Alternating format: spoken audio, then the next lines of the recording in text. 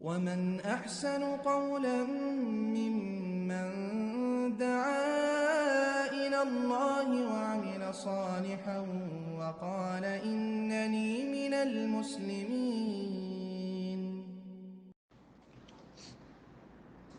السلام عليكم ورحمة الله وبركاته. بسم الله الرحمن الرحيم. الحمد لله رب العالمين والصلاة والسلام على سيد المرسلين نبينا محمد وعلى آله وصحبه أجمعين. أما بعد, সম্মানিত শ্রোতা দর্শক মণ্ডলী, আল্লাহ রাব্বুল আলামিনের প্রশংসা এবং প্রিয় নবী সাল্লাল্লাহু আলাইহি সাল্লামের উপর সালাত ও সালামের পর আজ বৃহস্পতিবার 12ই রজব 1447 হিজরি মোতাবেক পহেলা জানুয়ারি 2026 আমাদের ধারাবাহিক প্রশ্ন উত্তর পর্ব নম্বর 119। 10টি প্রশ্ন আমাদের কাছে রয়েছে বিভিন্ন দেশ থেকে আসা। ইনশাআল্লাহ তাআলা সংক্ষেপে উত্তর দেব। আল্লাহ রাব্বুল আলামিন যেন সঠিক কথা বলার এবং তা মেনে চলার আর সেদিকে মানুষকে আহ্বান করার আমাদের সকলকে তৌফিক দান করে। প্রথম প্রশ্ন করেছেন এক ভাই, বলছেন আসসালামু আলাইকুম শেখ। ওয়ালাইকুম আসসালাম ওয়া রাহমাতুল্লাহ। আমি ভারতের মালদা জেলার একজন যুবক, যৌথ পরিবার ও গ্রামে থাকি বলে প্রতিদিন কাকাতো খালাতো বোন এবং ছোট ভাইয়ের বউ ভাবির সামনে পড়ি। শুধু সামনে পড়া আর ইচ্ছা করে তাদের চেহারা চুলের দিকে তাকানো, এই দুইটার বিধান কি এক? একটি প্রশ্ন। আর বলছেন কথা বলার সময় কি চেহারায় তাকানো জায়েজ? সংক্ষেপে দয়া করে বুঝিয়ে দিন। তাহলে এই প্রশ্নে এই ভাইয়ের তিনটি কথা রয়েছে। একটি হচ্ছে যে যেখানে যৌথ পরিবারে বাস করে বা গ্রামে বাস করে সেখানে কাকাতো খালাতো বোন এবং ছোট ভাইয়ের বউ ভাবির সামনে পড়ি। তাদের সামনে পড়া ইচ্ছা করে তাদের চেহারা চুলের দিকে তাকানো, ইচ্ছা করে তাদের চেহারার দিকে তাকানো হারাম, জায়েজ নয়। চুলের দিকে তাকানো হারাম, জায়েজ নয়। অনিচ্ছাকৃত হঠাৎ করে নজর পড়ে গেল, তখন আপনার আমার জন্য ফরজ হচ্ছে রব্বুল আলামিনের হুকুম সূরা নূরে, কুল্লিল মুমিনিনা ইয়াগুদ্দু মিন আবসারিহিম, মুমিন পুরুষদেরকে বলে দাও যে তারা যেন তাদের নিজ নিজ দৃষ্টি নিচু করে রাখে। যখনই দেখবেন যে সামনে কোনো মহিলা আসছে, তার আগে টের পাননি, হয়তো আগে থেকে টের পান, আগে থেকে আপনি মাথা নিচে করে নেবেন।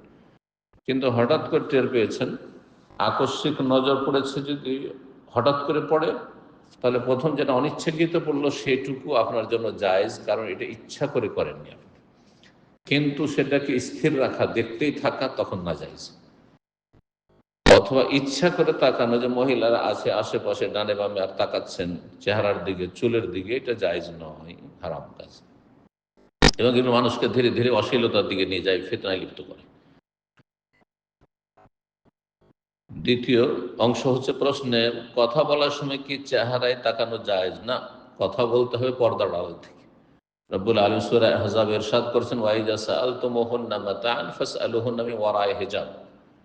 যখন তোমাদের কোনো বেগানা নারীদের কাছ থেকে কোনো কিছু চেয়ে নেওয়ার প্রয়োজন হবে অথবা কথা বলার প্রয়োজন হবে, হ্যাঁ বাড়িতে অমুক আছেন কিনা, বা এই জিনিসটার প্রয়োজন রয়েছে, চাকর নকর আছে, হ্যাঁ এই জিনিসটার প্রয়োজন রয়েছে, তো ফাসআলুহুন্না তাদের কাছে চেয়ে নাও, নারীদের কাছে, মিন ওয়ারাই পর্দার আড়াল থেকে। জি, পর্দার আড়াল থেকে, দরজার বাইরে থেকে, অথবা পর্দা ঝুলানো আছে, পর্দার বাইরে আপনি থাকবেন, ভিতরে বেগানা মহিলা থাকবে আর জবাব দেবে, কথা বলতে পারেন।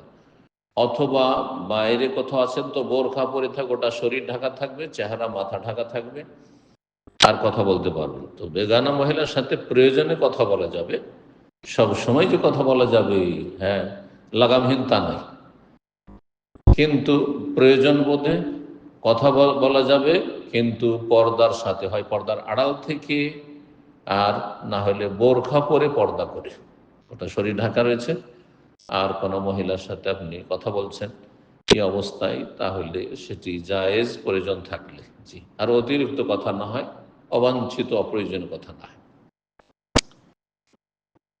2 নম্বর প্রশ্ন বলছেন, আসসালামু আলাইকুম শেখ। ওয়ালাইকুম সালাম। আমার বিয়ে হয় 14 বছর বয়সে, তখন আমি দিনের বিধিবিধান ততটা বুঝতাম না, শ্বশুর বাড়িতে থাকতে খুব কষ্ট হইতো। কোনো মেয়ের প্রশ্ন এটি। তখন আল্লাহর কাছে অসুস্থতা কামনা করতাম, আল্লাহ হেদায়েত দান করেন। কারণ অসুস্থতার দোহাই দিয়ে বাবার বাড়ি চলে যাব তাই। এখন প্রায় 20 বছর যাবৎ বিভিন্ন অসুখ যেন পিছু ছাড়ে না। আমার করণীয় কি? রোগ মুক্তির জন্য কোরআন হাদিসের দোয়া আমি সব সময় করি। আপনি গুনার কাজ করেছেন, মিথ্যা কথা বলে এবং ধোঁকা দিয়ে প্রতারণা করে, হ্যাঁ, যে আমি অসুস্থ বাহানা করে, যে ভালোভাবে বলা উচিত ছিল যে আমার, হ্যাঁ, মনটা চায় যে একটু বাবা মাকে দেখে আসি, তাদের সাথে কিছুদিন কাটিয়ে আসি। আর তাতে তাদের বাধা দেওয়া উচিত নয়। যদি মেয়েরা বিবাহিত, মেয়েরা বাবার মায়ের সাথে দেখা করতে চায় আর স্বাভাবিক যেটা দেখা করা প্রয়োজন, 2-4 দিন, 10 দিন, 20 দিন করে থাকতে চাই, তাহলে সেই ক্ষেত্রে বাধা দেওয়া এটা উচিত নয়, স্বামীর জন্য উচিত নয়। আর তার পরিবারের লোকদের জন্য, শ্বশুর শাশুড়ির জন্য মোটেই জায়েজ নয় এটা। জি। মাঝে মাঝে স্ত্রীকে যেতে দিতে হবে, না হয়ে সাথে নিয়ে যেতে হবে শ্বশুর বাড়ি। কারণ তারও বিয়ে হয়ে যাওয়া মানে বাপ মায়ের সাথে সম্পর্ক ছিন্ন করে দেবেন না। যারা আপনাকে এত কষ্ট করে প্রতিপালন করে মানুষ করে উপহার দিয়েছে, তাদের হক আছে, একটা বড় হক আছে। এই হকটি যারা বুঝেন না তারা নির্বোধ। জি। তাদের বোনের ক্ষেত্রে তাদের চিন্তা করা উচিত। তোমার বোনটাকে যদি, হ্যাঁ, কোনো ছেলে বিয়ে করে না আসতে দেয় কেমন লাগবে। জি। তো এটা যখন মানুষ বুঝবে, তখন অপরের সাথে সে ভালো আচরণটি করবে, যেমন ভালো আচরণ নিজের বোনের সাথে চায়, নিজের নিকটাত্মীয়ের সাথে চায়। এই ভুল যে করেছেন যে আপনি, হ্যাঁ, অসুখের দোয়া করতেন যে আল্লাহ জানে আমি অসুখ হয়ে যায়, অসুস্থ হয়ে যায়, তাহলে আমি যেতে পাবো, এটি গুনহার কাজ করেছেন। সুতরাং এর জন্য তওবা করতে হবে আল্লাহর কাছে যে আল্লাহ আর এরকম কাজ করবো না। তওবার যেগুলি শর্ত রয়েছে, অনুতপ্ত হওয়া, এরকম গুনাহ বন্ধ করা, এরকম আচরণ বন্ধ করা, আর কাউকে ধোকা দেবেন না, মিথ্যা কথা বলবেন না, আগামী জন্য প্রতিজ্ঞা করা। তওবা আশা করি করেছেন, কিন্তু তার সাথে ইস্তিগফার করতে, আল্লাহর কাছে ক্ষমা চাইতে হবে যে আল্লাহ অতীতে যা করেছে ভুল ভ্রান্তি তুমি মাফ করে দাও, আস্তাগফিরুল্লাহ ওয়া আতুবু ইলাইহি, অন্তর থেকে বলবেন। আল্লাহর কাছে বেশি বেশি তওবা ইস্তিগফার করবেন, এবং তওবা ইস্তিগফার করলে বালা মুসিবত দূর হয়, মনের আশা পূরণ হয়। জি। আর জীবনে বরকত আসে। সূরা নূহে এবং সূরা হুদে তওবার বিশেষভাবে ফজিলতগুলি বর্ণনা করা হয়েছে। ইস্তাগফিরু রাব্বাকুম ইন্নাহু কানা গাফফারা ইউরসিলিস সামা আলাইকুম মিদরারা ওয়া ইমদিদকুম বিআমওয়ালিন ওয়া বানিন ওয়া ইয়াজআল লাকুম জান্নাতিন ওয়া ইয়াজআল লাকুম আনহারা। মানুষের আয়েশ আরামের যেসব সামগ্রী রয়েছে সেগুলি আল্লাহ দান করবেন মানুষ যদি আল্লাহর কাছে ইস্তিগফার করে। সূরা হুদে আল্লাহ বলছে ইস্তাগফিরু রাব্বাকুম সুম্মা তুবু ইলাইহি, তোমার রবের কাছে ক্ষমা প্রার্থনা করো এবং তওবা করো। ইউমাত্তিউকুম মাতাআন হাসানা, তোমাদেরকে আল্লাহ ভালো উপভোগের সামগ্রী দিবেন। আর সুস্থতার চাইতে ভালো নিয়ামত কি আছে দুনিয়ার নিয়ামতের মধ্যে? সুস্থতার নিয়ামত দুনিয়ার নিয়ামতের মধ্যে বলা যায় সবচেয়ে গুরুত্বপূর্ণ নিয়ামত নিরাপত্তা এবং সুস্থতা। শারীরিক নিরাপত্তা হচ্ছে সুস্থতা। জি। আল্লাহ রাব্বুল আলামিন খালেস তওবা করার তৌফিক দান করেন এবং বেশি বেশি নেক আমল করেন আপনি। কারণ গুনহাকে মুছে ফেলার জন্য নেক আমলের বড় আহ, আহ, ভূমিকা রয়েছে। নেক আমল বেশি বেশি করেন, বেশি বেশি নফল সালাত পড়েন, তাহাজ্জুদ পড়েন, সালাতুল দুহা পড়েন, আর বেশি বেশি জিকির আজকার করেন, বেশি বেশি দান সাদকা করেন, বালা মুসিবত দূর হবে, অসুস্থতা দূর হবে। আল্লাহর পরীক্ষা হইতে পারে, তওবা হয়েছে, কিন্তু আল্লাহর পরীক্ষা হইতে পারে, আবার কিছু পানিশমেন্ট হইতে পারে। জি। সুতরাং রবের রহমত থেকে নিরাশ হইতে হবে না, আল্লাহর কাছে। আল্লাহ গফুরুর রহিম, আল্লাহ বড় ক্ষমাশীল, বড় দয়ালু, অবশ্যই দয়া করবেন। আল্লাহ সম্পর্কে সুধারণা রেখে আল্লাহর কাছে চাইতে হবে। আল্লাহ তৌফিক দান করেন। 3 নম্বর প্রশ্ন বলছেন, আসসালামু আলাইকুম, আল্লাহর উপর ভরসার ক্ষেত্রে আমাদের আকীদা কেমন হবে? আল্লাহর উপরে ভরসার ক্ষেত্রে আমাদের আকীদা হবে যে সব কিছুই আল্লাহর পক্ষ থেকে হয়ে থাকে। আল্লাহ না চাইলে কোনো কিছু হবে না। মাশা আল্লাহ কানা মা লাম ইয়াশা লাম ইয়াকুন। যা আল্লাহ চাই তাই হয়, আর যা আল্লাহ চান না তা হবে না, যতই চেষ্টা করি। কিন্তু তার সাথে কর্ম করতে হবে, অর্থাৎ কাজ করে রেজাল্ট, ফলাফল, পরিণতি, হ্যাঁ, এটি আল্লাহ রাব্বুল আলামিনের জন্য ছেড়ে দাও। আপনাকে আল্লাহ যতটা কাজ করার তৌফিক দিয়েছেন কাজ করতে হবে। ওয়াকুল ইমালু, আল্লাহ বলছেন কর্ম করো, কাজ করে যেতে হবে, দিনের কাজ করতে হবে, দুনিয়ার ভালো কাজ করতে হবে, রুজি রোজগারের কাজ করতে হবে। যার যেখানে কাজ আছে কাজ করতে হবে। একজন ছাত্র লেখাপড়া করছে, তার লেখাপড়া কাজ চালিয়ে যেতে হবে, তারপরে বড় আলেম হওয়ার আশা করতে হবে, ভালো রেজাল্টের আশা করতে হবে। একজন আরো ভালো আলেম হব, একজন দায়ী আরো ভালো দায়ী হব, তাহলে মেহনত পরিশ্রম করতে হবে, নিজের কর্ম করে যেতে হবে। আর ফলাফলের মালিক আল্লাহ। মেহনত করলেই যে আপনি সফল হয়ে যাবেন এটাও না। তো তকদীর বা তাওয়াক্কুল, তাওয়াক্কুল যেটি বলছেন, তাওয়াক্কুল কথা, তাওয়াক্কুল মানে আল্লাহর উপর ভরসা। তাওয়াক্কুল মানে কর্মহীনতা নাই, হ্যাঁ, কর্ম তৎপরতার সাথে আল্লাহর উপর অন্তরের আস্থা ভরসা গভীর থাকা। বলছেন তারপরে এক ব্যক্তির বিশ্বাস যে আল্লাহ যদি কোনো কিছু দিতে চান তাহলে চেষ্টা ছাড়াও সেটা পাওয়া যাবে না, ভুল কথা। আল্লাহ যদি দিতে চান তো চেষ্টা ছাড়াও পাওয়া যাবে, সাধারণত হয় না, কিন্তু অল্প চেষ্টা তো পাওয়া যেত, চেষ্টা অবশ্যই করতে হবে। কারণ আপনি যে কথাগুলি সামনে বলছেন সেই কথাগুলো ইসলাম বিরোধী কথা। বলছেন যে যেমন খুবাইব রাদিয়াল্লাহু তাআলা আল্লাহ জেলের মধ্যে খাবারের ব্যবস্থা করেছিলেন, এটি তার জন্য কারামত ছিল। কারামত এটি, হ্যাঁ, সেটি ব্যতিক্রম, এটা মাধ্যম ছাড়া হতে পারে। যেমন নবী রাসূলের মুজিজা, তো মুজিজা মানে নবী সাল্লাল্লাহু আলাইহি ওয়াসাল্লাম মুজিজার ভরসা করে বসে থেকেছেন না কাফেরদের বিরুদ্ধে লড়াই করেছেন, হ্যাঁ, কাফেরদেরকে দাওয়াত দিয়েছেন, হ্যাঁ, ঝুঁকি নিয়েছেন জীবনের, তার মদিনার বাইরে গিয়েছেন যে ঘরে বসে থাকবো, শুধু আল্লাহর কাছে দোয়া করবো, মসজিদ নববীতে বসে থাকবো, জিকির আজকার করতে থাকবো, আল্লাহ মানুষের অন্তর ফিরিয়ে দাও, সব হেদায়েত হয়ে যাবে নাকি? তাহলে বদর, ওহদ আর খন্দক আর এতগুলো যুদ্ধ করার কোনো প্রয়োজন হইতো না, আর মক্কা বিজয়ের জন্য যাওয়ার প্রয়োজনই হইতো না। আপনার চেষ্টা আমরা করে যেতে হবে। কিন্তু কারামত আল্লাহ নেক বান্দাদের আর আপনার নবী রসুলদের মুজিজা এগুলি ব্যতিক্রম জিনিস, যতটা হয়েছে তাতেই সীমিত। আর কখনো কারো যদি হয় কারামত, তাহলে সেটা আপনার জানা নেই, এবং সেটার উপরে আশা ভরসা করে বসে থাকবেন যে আমারও কেরামতি হবে, না, মোটেই না। জি। তারপরে বলছেন এছাড়াও সেই ব্যক্তির বিশ্বাস যদি তার স্ত্রীর সাথে শারীরিক মেলামেশা নাও হয় তবু আল্লাহ চাইলে তার স্ত্রীর গর্ভে সন্তান আসতে পারে, এটা মূর্খদের কথা, ইসলাম বিরোধী কথা। কখনো হইতে পারে না, এটা কখনো হইতে পারে না। যেমন ভাবে মারিয়াম আলাইহিসসালাম গর্ভধারণ করেছেন, মারিয়াম আলাইহিসসালামের বিষয়টি আল্লাহ স্পেশাল কুদরত দেখাতে চেয়েছেন। আল্লাহ রাব্বুল আলামিন তিনটি সৃষ্টির ক্ষেত্রে, মানব জাতির, হ্যাঁ, তিনজনের সৃষ্টির ক্ষেত্রে আদমকে পুরুষ নারী, নর নারী ছাড়াই সৃষ্টি করেছেন, আর হাওয়াকে সৃষ্টি করেছেন নর আছে নারী নেই, হ্যাঁ, আর ঈসাকে সৃষ্টি করেছেন কি আছে, নারী আছে নর নেই। আর তারপরে সমস্ত মানব কুলের সৃষ্টির সিস্টেম আল্লাহর কাছে হচ্ছে সুন্নাতুল্লাহ, আল্লাহ নীতিমালা, যে নর নারীর মিলনের মাধ্যমে প্রজন্ম বাড়বে, তাছাড়া অসম্ভব। তাহলে একজন অসতী মেয়ে বেশ্যা এসে বলবে পরকীয়া করেছে, আর বলবে যে না, স্বামী বাইরে আছে, প্রবাস আছে, কোথাও আছে, অথবা বিয়ে হয়নি, বলছে আমি মারিয়ামের মতো, মেনে নেবেন না? এটা শরীয়তও মেনে নেবে না, আর মানুষও মেনে নেবে না। জি, এটি জাহেলের কথা। এরকম বিশ্বাস কি ইসলাম সমর্থন করে? মোটেই সমর্থন করে না, এগুলো ইসলাম বিরোধী কথা। 4 নম্বর প্রশ্ন বলছেন, আসসালামু আলাইকুম, আমি ভেজিনাল ড্রাইনেস রোগে আক্রান্ত, সেই কারণে স্বামীর প্রতি আগ্রহটা একেবারেই নাই। কোনো বোন প্রশ্ন করছেন, তার হক ততটা আদায় করতে পারছে না। ডাক্তার বলেছে এটা প্রাকৃতিক চিকিৎসা করেও আগের মতো ফল পাবেন না। স্বামীর সামর্থ্য নেই যে সে আরেকটা বিবাহ করবে। কেন?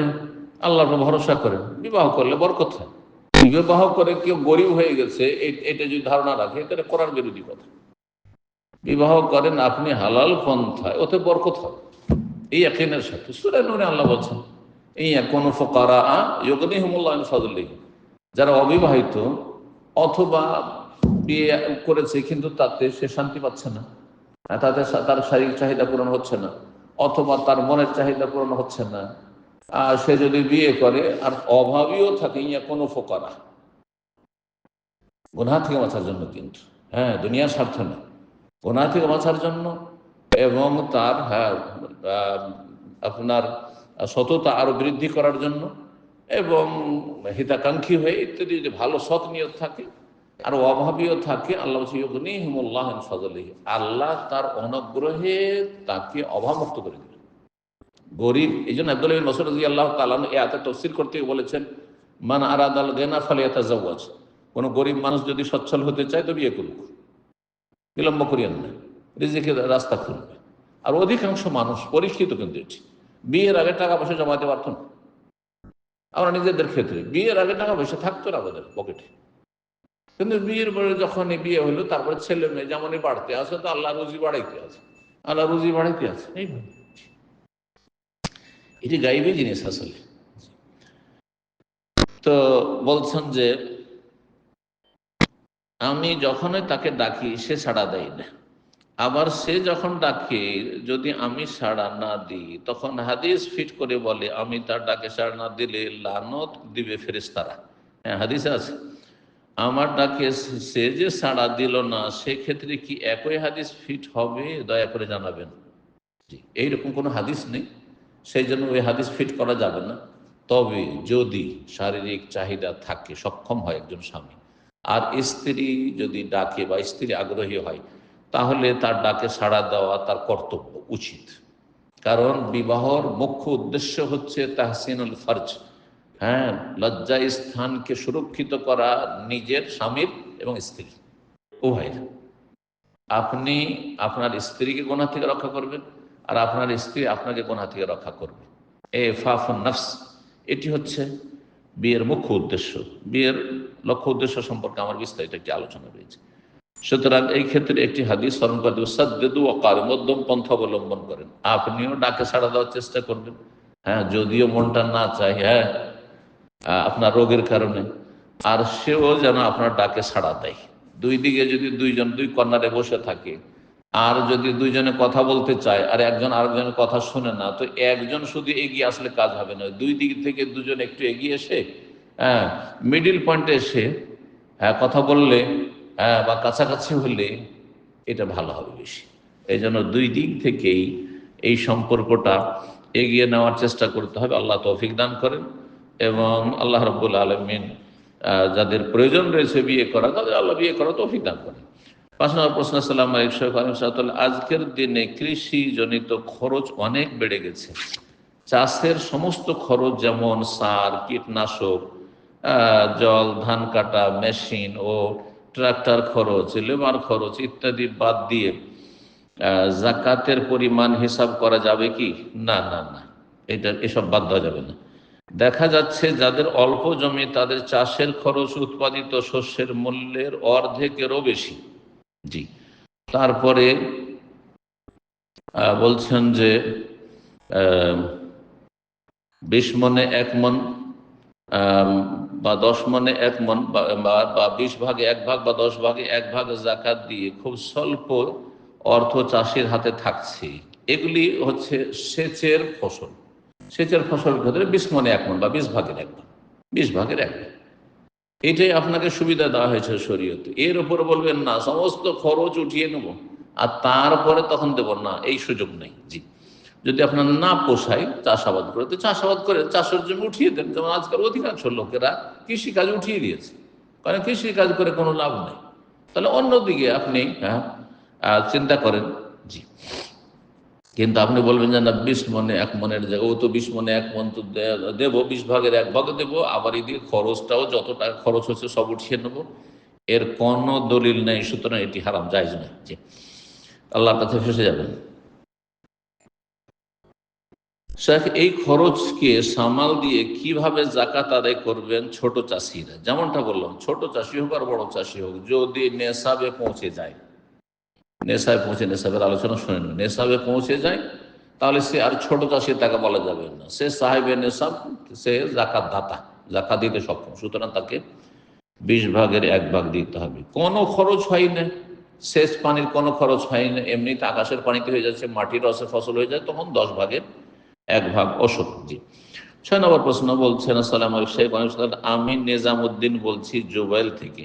আমার বাবা মারা যাবার পর আমার আম্মা আমার কাছেই থাকতো। আমি আম্মাকে একটি সোনার চেন কিনে দিই, কয়েক মাস পরে আমার টাকার দরকার হলে বিক্রি করে দেই। এখন আমার আম্মা মারা যাবার সময় তার কানে সোনার এক জোড়া দুল ছিল, এটা এখন আমার ঘরে জমা আছে। এখন আমি এগুলো কিভাবে ভাগ করে দেব আমার ভাই বোনদের মাঝে? আমরা 4 ভাই 2 বোন। আমি যে সোনার একটা চেন বিক্রি করেছি ওটাও ভাগ করতে হবে, জি সব ভাগ করতে হবে। জি 4 ভাই 4 দুগুণে 8 ভাগ হবে, আর 2 বোন 2 ভাগ হবে, 10 ভাগ করবেন। 10 ভাগ করে এক ভাগ করে 2 বোনকে 2 ভাগ দিলেন, আর 8 ভাগ থাকলো 4 ভাই মিলে 2 ভাগ 2 ভাগ 2 ভাগ করে নেবেন, 4 দুগুণে 8। অর্থাৎ ভাইয়েরা বোনের দ্বিগুণ পাবে, লিজ্জাকারি মিসলে হাজ্জুল উনসাইন, যেমন সূরা নিসাতে আল্লাহ বর্ণনা করেছেন। 7 নম্বর প্রশ্ন বলছেন, আসসালামু আলাইকুম শাইখ আলাইহিস, কোনো ব্যক্তি যদি আল্লাহর কসম করে যে সে একটি নির্দিষ্ট গুনাহ থেকে বিরত থাকবে, আর সে ওই কসম ভঙ্গ করে ফেলে, তবে তার কাফফারা কি? যে কসম ভঙ্গ করেছে, আগামীর জন্য কসম করেছে, সুতরাং তার কসমের কাফফারা হচ্ছে 10 মিসকিনকে খাবার দেবে বা 10 মিসকিনের কাপড় দেবে। যদি এটা না পারে, আর গোলাম আজকাল নেই, সুতরাং সেটা বলে আল্লাহ নেই। যদি এই দুটোর মধ্যে কোনো একটি না পারে, তাহলে 3টি সিয়াম পালন করবে, রোজা রাখবে। ফাসিয়ামু সালাসাতা আইয়াম, জি আল্লাহ বলেছেন। এবং সে যদি 10 জন মিসকিন না খাওয়াতে পারে, হ্যাঁ, কোনো লঙ্গরখানায় টাকা দিয়ে বলে দেয় যে সেই টাকা কাজে লাগিয়ে যেন 10 জনকে আহার দেয়, তবে কি তার কাফারা পূর্ণ হবে? লঙ্গরখানা মানে যদি গরিব মিসকিনকে খাওয়ান, যারা গরিব মিসকিন তারা ঠিক আছে। আর যদি বেদিন ফাসেক ফাজেলকে খাওয়াচ্ছেন, তো বলবো যে এইভাবে, অথবা আমানতদার লোক নয়, অনেক দায়িত্বশীলা রয়েছেন, তার আমানতদার নয়, আপনার টাকা নিল, তারা পকেটে ভরে নিল, তবে খেয়ে নিল, তাদেরকে দেবেন। আপনি সরাসরি 10 জন মিসকিনের খাবার, আপনার গ্রামে মিসকিন আছে তাদের বাড়িতে পৌঁছে দেন। এক একজনের জন্য 1.5 কেজি করে চাওয়া, তাহলে কত হয়? 10 জন মিসকিনের, 10 ডেড়ে 15 কিলো চাল। 15 কিলো চাল আপনি গ্রামে ভিতরে করে দেন 10 জনের বাড়িতে। জি 8 নম্বর প্রশ্ন বলছেন, আসসালামু আলাইকুম আলিম সাতুল্লাহ, আমি ট্রেনে সফর করি, সফরে সালাত আদায় করতে পারি না। ভুল কথা। সফরে সালাত আদায় করতে হবে যে কোনো অবস্থায়, দাঁড়িয়ে হলে দাঁড়িয়ে, না হলে বসে, বসে না হলে শুয়ে শুয়ে। তাতে যদি সমস্যা হয় যে কাফের জালেমদের দেশে আপনি বসবাস করেন, সেখানে নামাজ পড়তে দেবে না, হয়তো আক্রমণ করে দেবে, চোখের ইশারায় নামাজ পড়তে হবে। স্পেনে এক সময় আন্দুলুস, যখন মুসলিম শাসন আমলের পতন হয়, তখন এই খ্রিস্টান জালেম ক্রুসেডার যারা, তারা সালাত পড়তে দিত না, তারা চোখের ইশারায় সালাত পড়ত, তারা চোখের ইশারায় সালাত পড়ত। এটি মুসলিমদের ইতিহাস রয়েছে, কিন্তু নামাজিরা নামাজ পড়ত। জি, তারা বেনামাজি কখনো হয়নি। আল্লাহ হেফাজত করুন এইরকম দুর্দিন থেকে।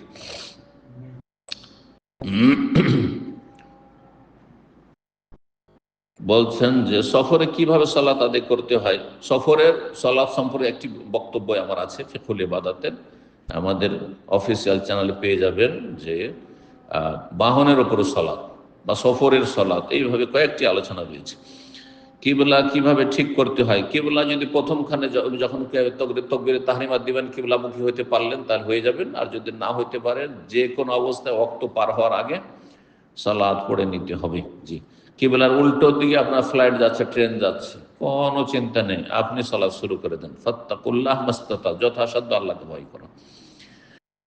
রুকু সিজদা কিভাবে করতে হয়। রুকু সিজদা যেমনটা বললাম, যদি করা সম্ভব হয় করবেন, না সম্ভব হয় তাহলে ঝুঁকি, রুকুতে একটু কম ঝুঁকলেন, সিজদাতে তার একটু বেশি ঝুঁকবেন। জি, এইসব সঠিকভাবে না জানার কারণে, না অবশ্যই জানতে হবে আপনার জন্য, সালাতের আহকাম জানা জরুরি, বিধিবিধান জানা জরুরি। 9 নম্বর প্রশ্ন বলছে, আসসালামু আলাইকুম শাইখ আলাইহিস সালাম, ফরজ সালাতের পর সকাল বিকালের দোয়াগুলো পড়বো নাকি মাগরিবের ফরজ সুন্নাত 2 রাকাত পড়বো? জি, মানে সন্ধ্যাবেলার কথা বলছেন। সন্ধ্যাবেলার জিকির আসর পরে পড়া উত্তম। অধিকাংশ ওলামারা বলছেন যে আসর পরে পড়াটাই হচ্ছে উত্তম সময়, কিন্তু আসর পরে কি পড়তে না পারলে মাগরিব পরে পড়বে। সে মাগরিব পরে আপনি ফরজ সালাতের পরে পড়েন, অথবা সুন্নত রাতে পড়ার পরে পড়েন, অসুবিধা নেই, এশার আগে পড়ে নেন। জি, আগে সুন্নত 2 রাকাত নাকি বিকালের জিকির আজকালগুলো পড়ে? বিকালের জিকির আজকাল বিকালে, যেমনটা বললাম। মাগরিবের ফরজ সালাতের পর সুন্নত নাকি বিকেলের জিকিরগুলো? বারবার করে একটি কথাই জিজ্ঞেস করছেন, যেমনটা বললাম উত্তর সেটি।